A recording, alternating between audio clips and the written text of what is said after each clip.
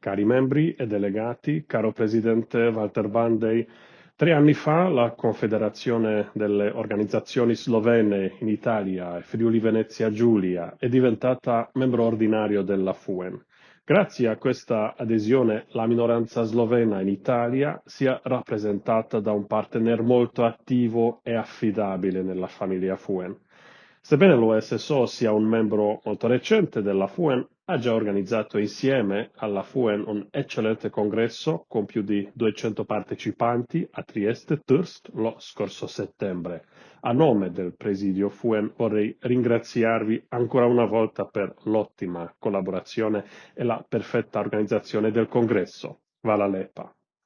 La Confederazione in Italia partecipa inoltre molto attivamente agli incontri del gruppo di lavoro sulle minoranze slave della FUEN.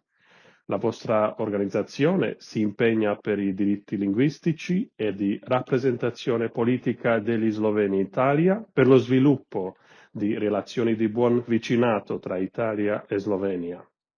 Lo spettro delle sue attività è molto ampio nei campi della cultura, dello sport, del teatro, della ricerca scientifica, del canto corale, della partecipazione sociopolitica e dell'educazione.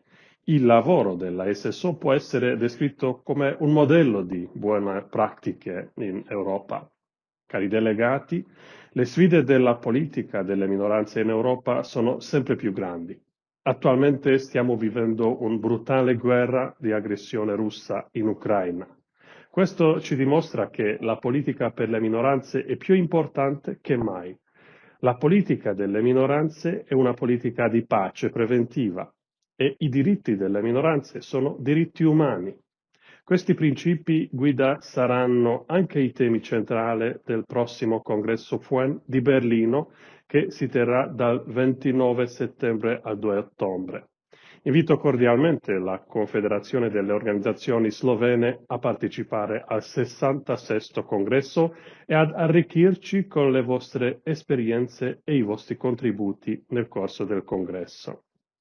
Cari delegati, caro Walter, vi auguro il meglio per la vostra 15ª Assemblea Generale Ordinaria, dibattiti costruttivi e tanta motivazione e forza per la prossima legislatura.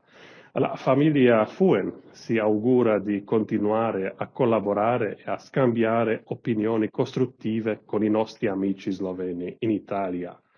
Všetko najboljše.